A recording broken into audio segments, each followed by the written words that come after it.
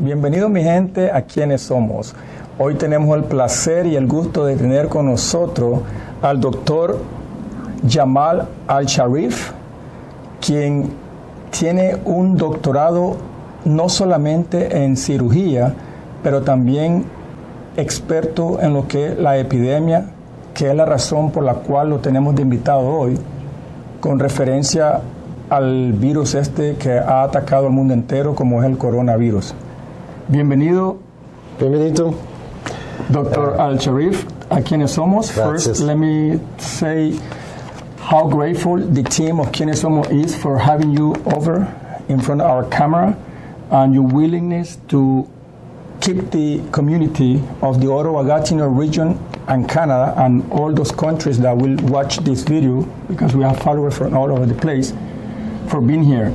I know you're a busy person right now with this craziness about the coronavirus, and I truly, truly appreciate your presence today with us. I also want to mention that I want to give a lot of thanks to Idalia, the owner of Latino's Resto Bar, who gladly and willing, with so much will, opened her doors of her business for us to be here and provide this information to the community. Thank you, Idalia, for your will to contribute to inform the community about this deadly virus that is attacking the planet and putting people in panic. Dr. Al-Sharif, could you please tell us a little bit more about you, so the people that is going to watch us today can know who you are and the reason for why you're here? Because, as you may know, 40% of the information given by the social media is false.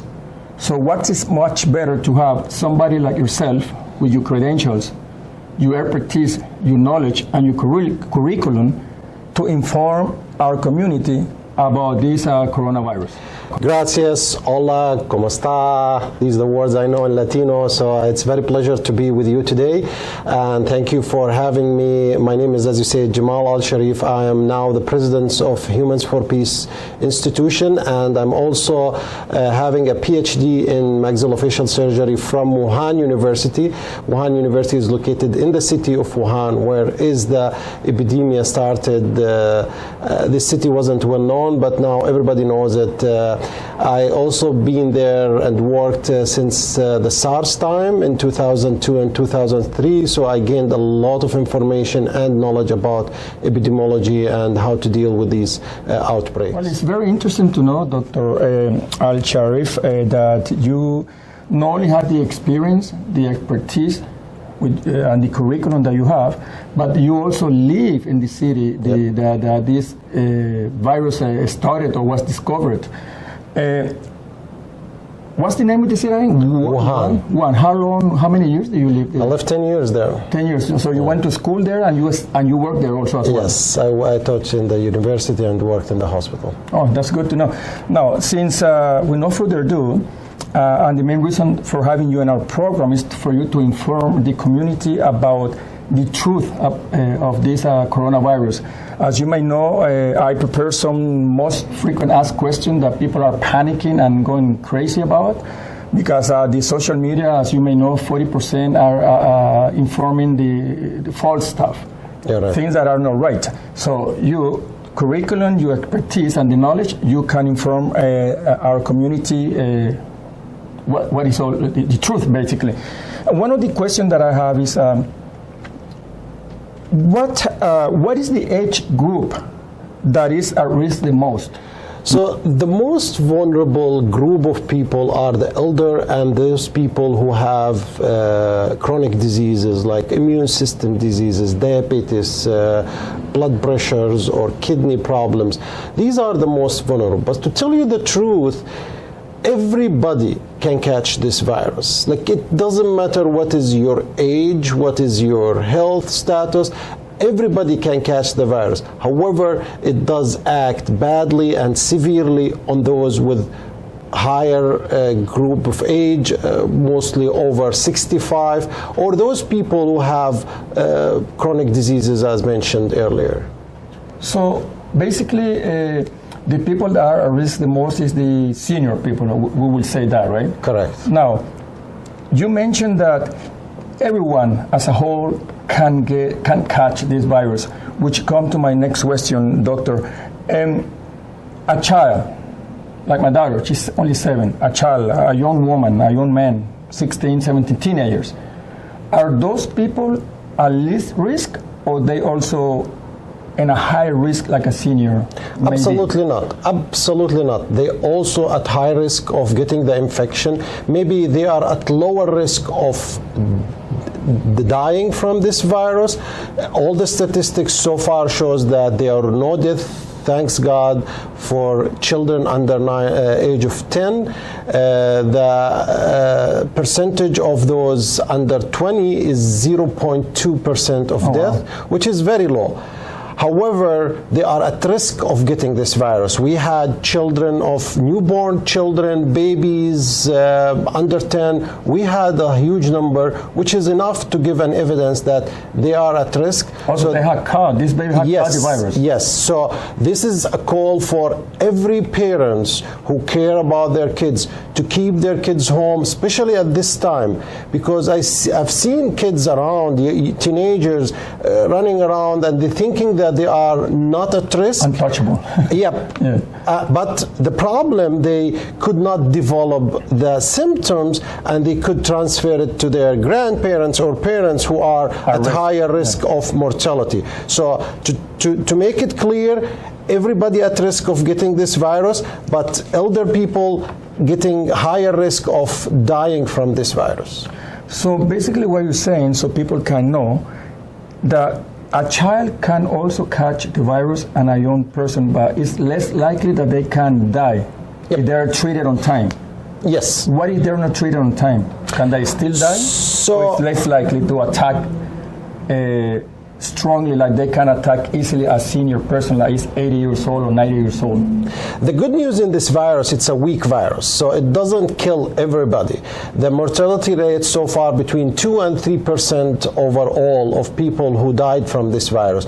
In elder people, 65 and over, 15%. So it takes us lower than 0.4 to 0.2 in lower than 50 years old, which make a sense because this virus is very close to those viruses we've known earlier. Like so influenza? Yeah, we have actually 4 influenza viruses are coronaviruses. So this is a well-known, like it's not a well-known, the new virus, but it's in general, this family coronavirus are well-known for us.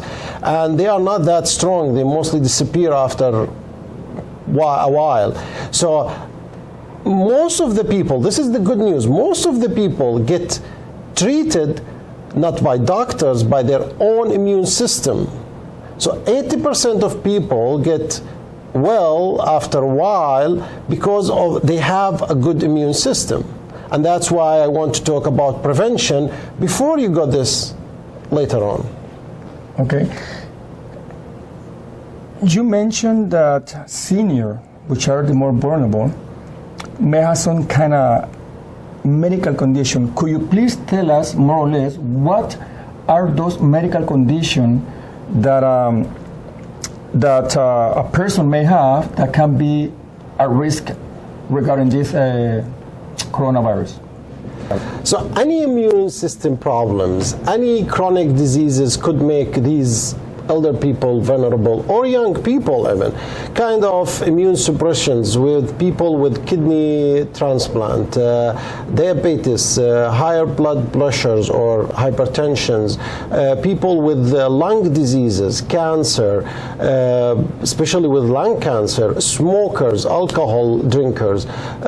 All these people are very, very vulnerable for catching this disease and develop severe symptoms of this disease and may die. So, doctor, it's interesting to know that you mentioned a smoker may be at risk, and that makes sense because the lung might not be in the greatest shape like somebody that is not a smoker. Also, it caught my attention that you mentioned that alcohol drinker can be at risk as well, because as I told you from the very beginning, that the social media is giving false information. In the social media, there is a speculation that if you drink alcohol, the virus may not go down onto your lung because it will be killed by alcohol. So that's not true, right? It's absolutely 100% false. Usually the alcohol people drinks is lower, 40% or lower. So that's unusual. So this virus will die only with alcohol over 60%. And drinking alcohol, it goes to your stomach, not to your lung. So this will not kill any virus in your body. And by the way, because of that sad and bad fake news, 27 people in Iran died of overdose and poisoning of alcohol. One of them is kid. So this is a message to everybody. Do not spread the fake news, because unintentionally you could kill people using these methodology and false advertising. Yeah. Please be careful. Okay. Doctor, when you say that alcohol drinker may be a risk, are we talking about people that drink a lot, or people that have a glass of wine tonight, 2 beers tomorrow, a shot of tequila? No, that's not. So it's an excess, right? Yep. All the time. Yeah. Now, the other question also, talking about alcohol, which contain a little bit of heat when you drink it pure, like rum. Also in the social media, they are saying, and I will ask the expert, which is you, people that live in countries with a hot temperature, like Cuba, Dominican Republic, all those countries that have a high temperature are less likely to catch the virus because the virus is resistant or cannot resist the heat. Is that true? No, nothing true, and nobody can predict that for this virus. But from the previous viruses, we know that coronaviruses, they can live in heat, and they lived in Saudi Arabia for almost 2-3 years. For MERS, the SARS lived in the summer, and also we have more than 700-800 cases now in Australia, which they have summer. So that gives us an alarm that there's nothing about this in truth. So basically, everyone is a risk, whether you live in Canada, it's a cold country, or whether you live in Cuba or Dominica, the Caribbean as a whole, they're hot temperature countries, they will be a risk as well. Another frequent asked question that social media has been also informing the people, perhaps the wrong information, is, Doctor, are pets can catch this virus? Can pets like dog, cats, that are the most common pets that people have in their house, if a pet catch this virus, can a pet transmit that to a owner, or can the owner transmit that to the pet? There were 2 cases reported in Hong Kong that these pet dogs got their coronavirus from their owners. However, still very hard to say that these pets can really transmit that virus from the pets to the human beings again. So it's a new virus. We're still studying this, and not huge evidence about pet and transmitting. This virus, the most common theory came from bats, which transmitted to an animal. Beginning it was a snake, then they pretended it's an anteater, then now could be another animal. However, that animal transmitted to the human beings. So it's an animal virus, but it transmitted to human beings. Rarely from human to another animal, but it happened in 2 cases in Hong Kong, but we're still investigating. So what you're saying, Doctor, that based on your expertise and your experience and perhaps researches that you're doing, there has been 2 cases where human transmitted the virus to the pets? Now, did they die, these pets? No.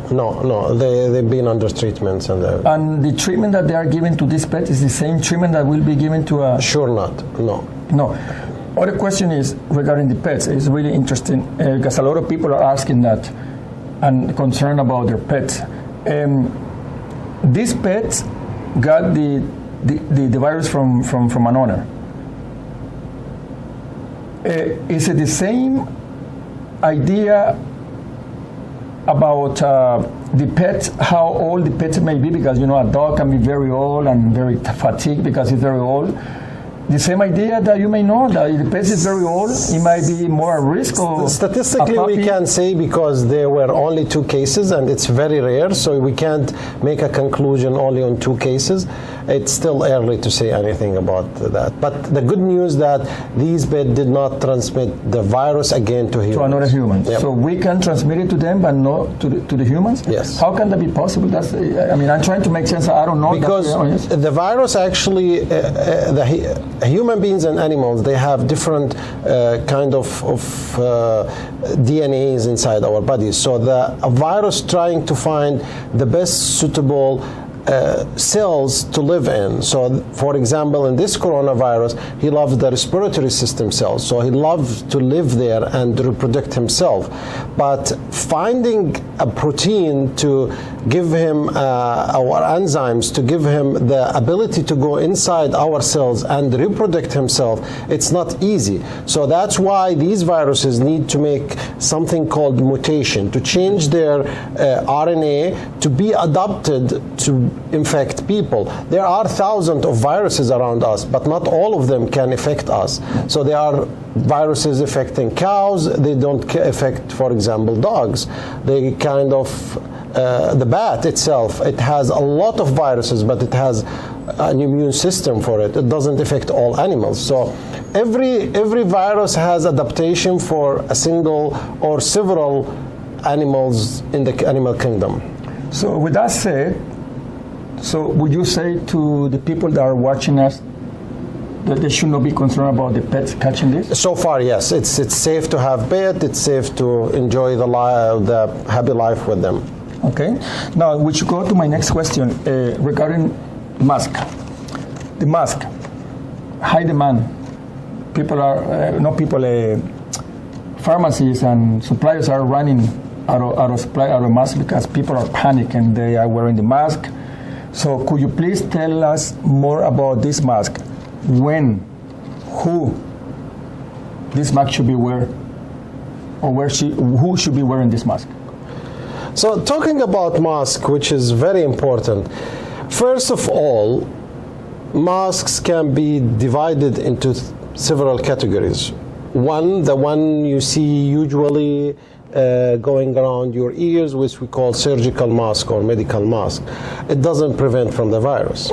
The second one, it's N95. It's a special mask, goes around your nose and mouth. It's a white one. Usually it comes with filter or not filter. Some people call respirators.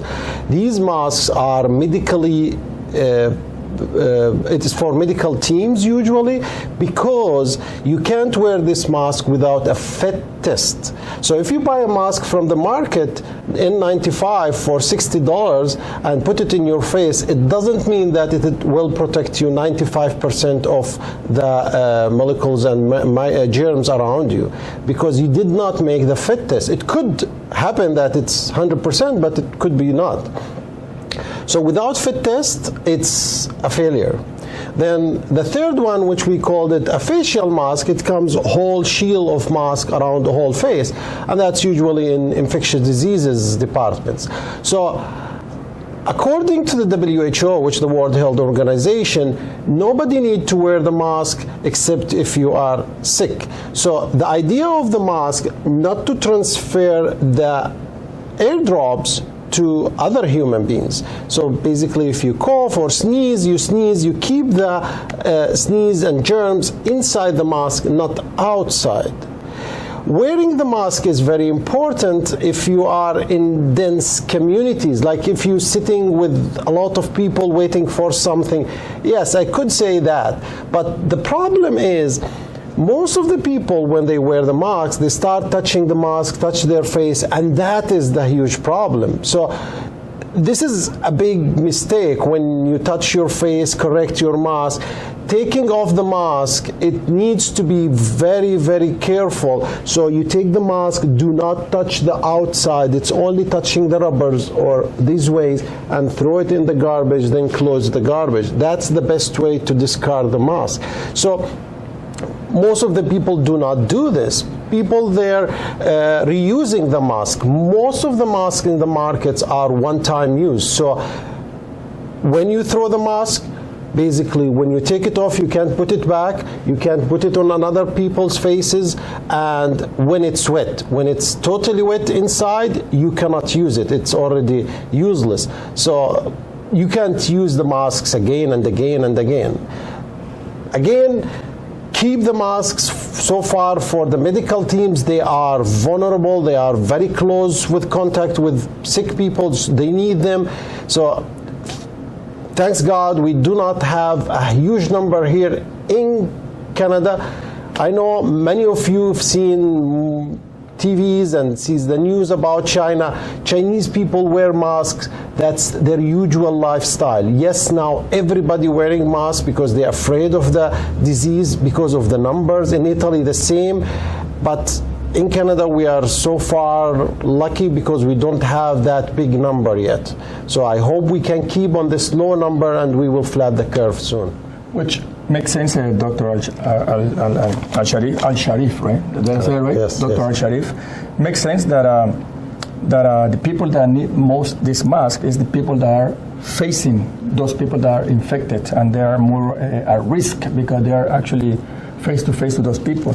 I heard the news this morning that China is donating, I don't know, thousands of these masks to the United States and other countries because and Canada too. And Canada too, yeah, and because there's no mask because people are buying by I would say by the hundreds, and as you said, for the people that to be informed by an expert, we do not need the mask unless we carry the virus, so we cannot transmit it to other people when we are walking around sneezing and coughing. And I bet the hospital will give you these masks because they won't take care of you. Now,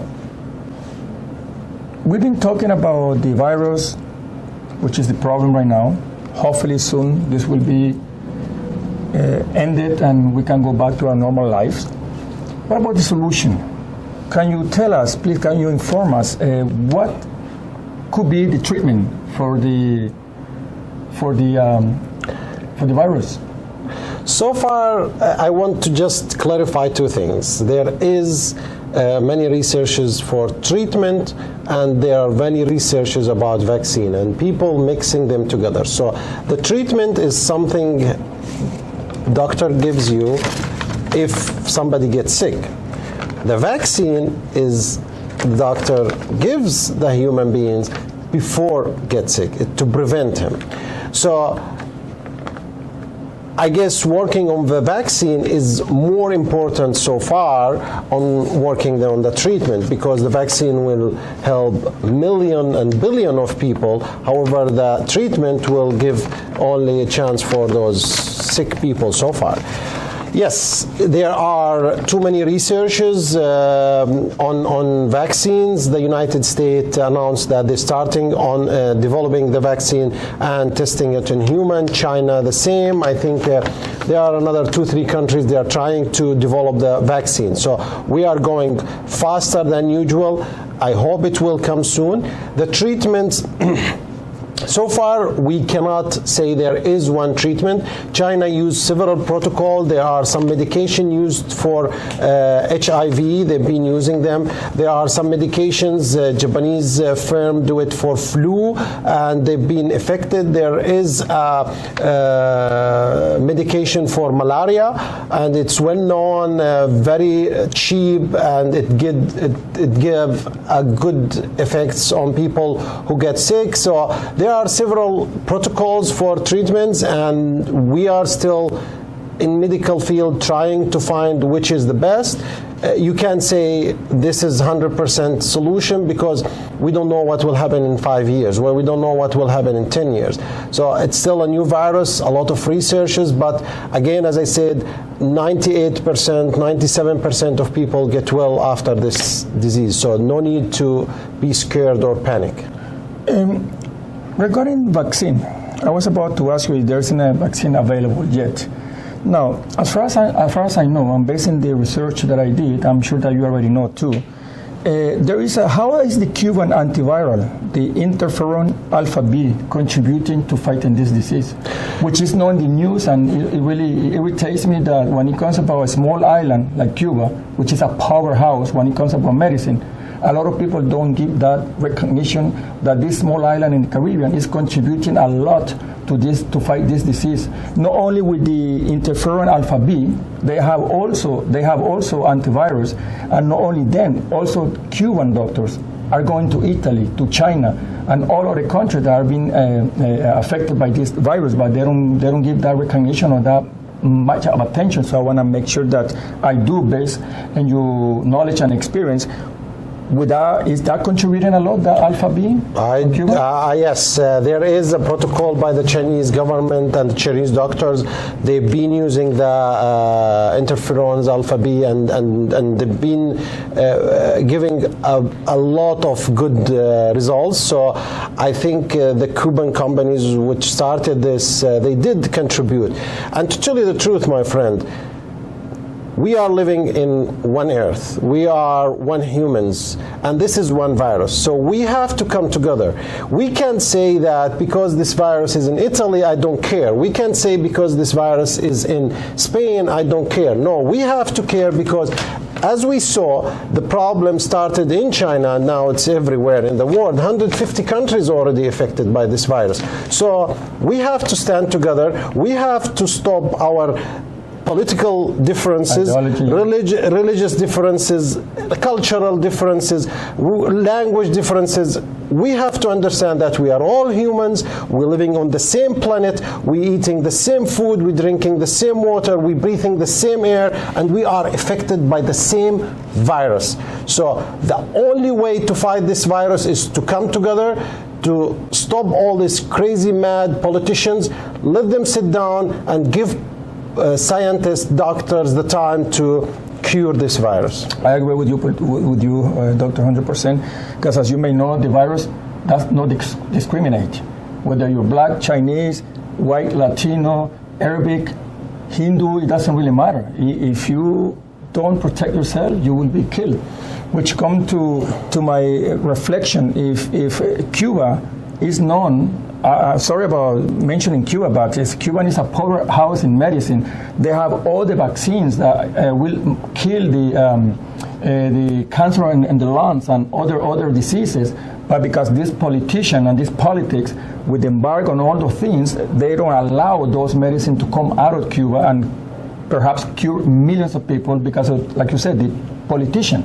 So politician, all I hope, I don't mean this in a bad way, but I hope that one of those politicians or one of the president that is making this hard may catch the virus, and then it will come to realization that we need the Cuban medicine, we need the Palestinian medicine, we need the Israeli medicine, we need the United States medicine, we need no matter who come together, like you said. Which come to the end to... But to tell you the truth, a lot of politicians did catch this virus. So again, it doesn't discriminate. Exactly.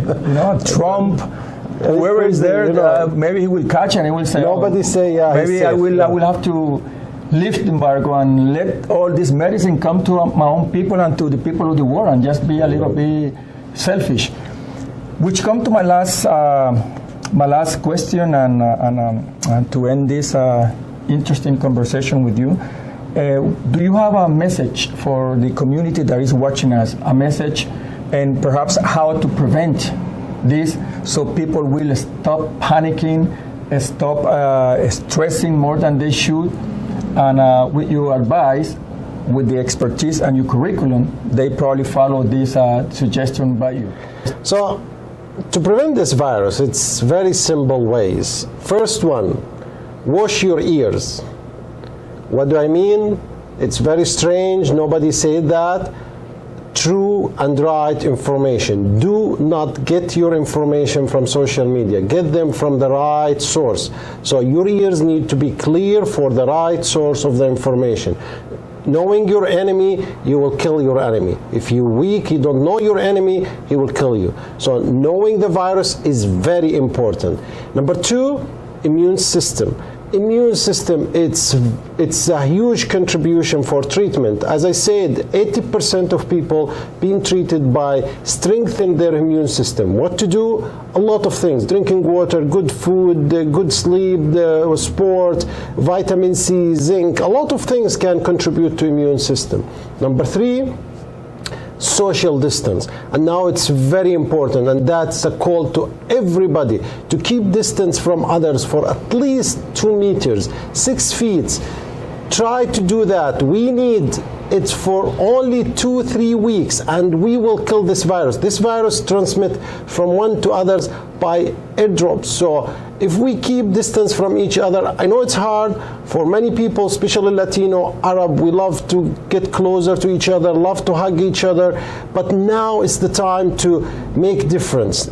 It's either we make history today or we will clear the geography. That's the choice. We have to make the choice today. Number 4, which is washing your hands. Washing your hands is very critical. Why? Because most of these viruses around us, so bringing these viruses to your body usually comes through your hands. So washing your hands probably 20 seconds at least, everywhere, outside, inside, between fingers, tips, and the thumbs, the wrist, all that comes in 20 seconds, 20, 30 seconds. Sing happy birthday for 5-6 times is enough. And the 5th one, do not touch your face. Do not touch your nose. Do not touch your mouth.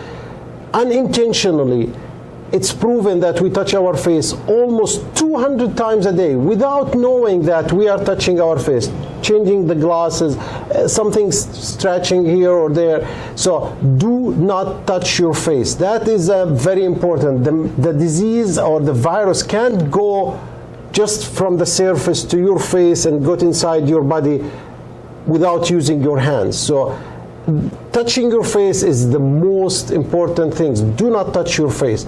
So please, please, please remember these 5 things, and I hope you will be all safe and healthy. Of course, Dr. I always forget you, Al-Sharif. That makes sense. And what I find interesting is that now everyone is attempting to wash their hand and to be more serious about hygiene, when that should be practiced on a daily basis, even if there's no such virus, right? Washing your hands and avoiding a lot of things, a lot of contact with the dirty stuff. But now people are, I don't know, maybe this virus may have been a true lesson for people that should be done on a daily basis, whether it's a virus or not. Now, when you mention social distancing, do you mean like you can still go 2-3 people, and as long as you maintain your distance, that should be okay? I want to make sure that I understand and people that are watching understand, because I know a lot of bars have been closed, because when you go to a bar, there's so much closeness, dancing and this and this and that. Like you said also, Latinos is very common, and Arabic too, that when you see somebody, you hug them, you give a kiss, 2 or 3 kisses, you shake hand. There's a lot of warmth in that culture. So we have to keep that distance, and when it comes to that matter. So for example, I want to make sure that I understand. You told me off camera what I want you people to know too. When it comes about wife and husband, children, they live in the same house. So that doesn't apply to them, right? No. Yeah, so social distancing, it's going outside and socialize and bringing this virus back home. So that's why I called the youth not to go outside. They could not catch the virus from by themselves, or they could not develop symptoms, but they could bring that virus home. So that's why we social distancing. We don't go to work, we don't go to school, we don't go to bars, we don't go to restaurants, eating, drinking, sitting, even visiting friends, even if you know that they are healthy. Because what's happening, this virus is jumping from one human to another. So basically we want to cut, it's the domino effect. We want to cut this domino inside it, so we do not still falling every day. So after a while, you will see in 2 weeks' time, you will see that the curve of number of patients is almost flat. It's not decreasing, but almost flattening. So it will not increase. This is not increasing. That's the most important. So we, like for example, we have 13 cases now, or 17 cases, sorry, 17 cases in Ottawa, okay? So we're having a case every 3 days, okay? If we can keep that, it's not bad, but if we start having 60, 80, then 200, then 400, and in Italy now you can hear 4,000 or 5,000 a day, which is a huge increase. So what's happening in this virus? One human can infect 4 people. 4 people can infect another 4, which is 16. These 4 can infect another 4 each, which comes to 64 or whatever numbers, and you get 265 and then multiply, and within 30 days, this one human can make at least 800 of infected people. So that's why we need to keep this. You could come from Cuba today and you don't feel anything, but you have the virus. You go to visit friend, or you go to the bar and you sit near somebody's, and you transmit this disease by your sneezing or coughing or even talking, by breathing. The good thing is that virus do not transfer through air. So far, we do not see any of these cases. So it's not airborne. It's not airborne. It's only within the distance of the sneeze or cough, which is maximum of 6 feet. That's why they said you have to keep that distance. But yes, you have to keep the distance. I have to keep the distance, and you do not need to do that with your family because you live with them. But precaution is very important if they are sick or they came back from overseas. So we need to isolate them in a clean, nice place, give them food. Do not take out that dishes or clothes until we finish this quarantine, at least for 14 days. Well, I guess, yes, Dr. Alsharif, I'm not going to forget your last name because Alsharif sounds like Sheriff, the police. Correct. I want to thank you again. You have no idea how grateful I am for your time, your willingness to come here in front of our camera and inform the community in our program, Quienes Somos. I want to thank you again. I would like to thank you and wish all the community and people around the world the best health. Also, I would like to mention and give a big kudos and thanks to Jean Robert, our Brazilian friend. He's one of, I believe that Jean Robert is one of the #1 Brazilian fan of Quienes Somos. He's always willing as well to introduce me to people. I want to thank Jean Robert for being the bridge to introduce me to Dr. Alsharif. Without you, this wouldn't be possible. I want to thank a lot too to Idalia, the owner of Latinos Bar, because she was also willing to come all the way from her house to open the doors so Dr. Alsharif could inform the community, and that was her contribution. So I would like Idalia. Where's Idalia? Idalia, come in camera. Come in camera. She has to come. There is Idalia. Everyone knows Idalia. Spanish-speaking people and English-speaking people. Now Alsharif know where Latino bars is, and when this all craziness goes away and we can socialize again, I'm sure that you will come here and have a beer. Sure, we will celebrate. Right? Sure. Yeah. Thank you, Idalia. Thank you, Idalia. Thank you, Idalia, for contributing. Always willing to open the door for when it's for a good cause. I want to say thank you everyone that follow us, the English-speaking people. No olviden de vernos, seguirnos en los canales de nuestras redes sociales. No olviden que como yo no hay dos, y como Idalia. Tampoco. And Dr. Sharif? Goodbye. Tampoco. Tampoco. Hasta la vista. Hasta la próxima.